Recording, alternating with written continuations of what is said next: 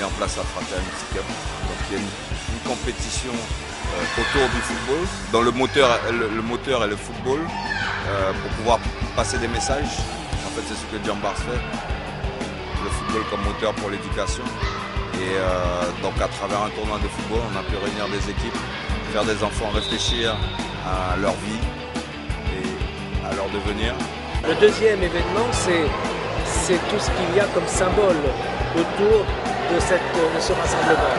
C'est-à-dire non-discrimination, enfin depuis la non-discrimination jusqu'à la fraternité.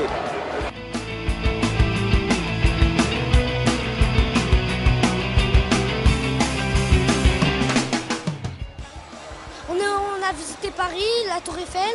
On a fait de la peinture et on est parti visiter le Stade de France. On va beaucoup plus faire attention aux discriminations qu'on entend. Par exemple, des fois à l'école on dit j'aime pas les blancs. Donc on va leur expliquer que c'est pas parce qu'on est blanc ou qu'on est noir qu'il y a une différence. On est tous humains.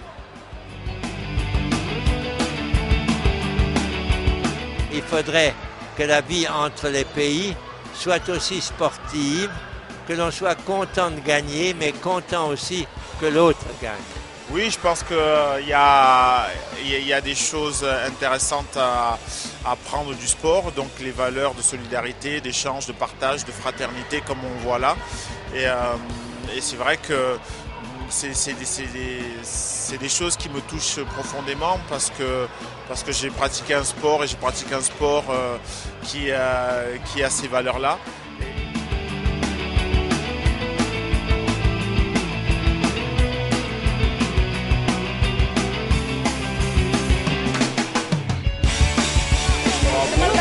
Félicitations à vous, de toute façon vous avez tous participé, tous gagné. D'accord? Très bien les enfants, on est très fiers de vous.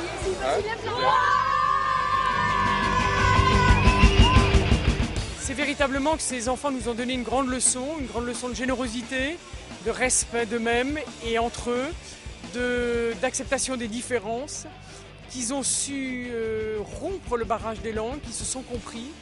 Et je crois que s'il y a quelque chose à dire, c'est que c'est eux qui portent l'espoir, qui portent l'avenir et qu'il faudrait qu'on arrête d'avoir peur de notre jeunesse et qu'il faut absolument qu'on lui fasse confiance parce que c'est une belle jeunesse qui va bien.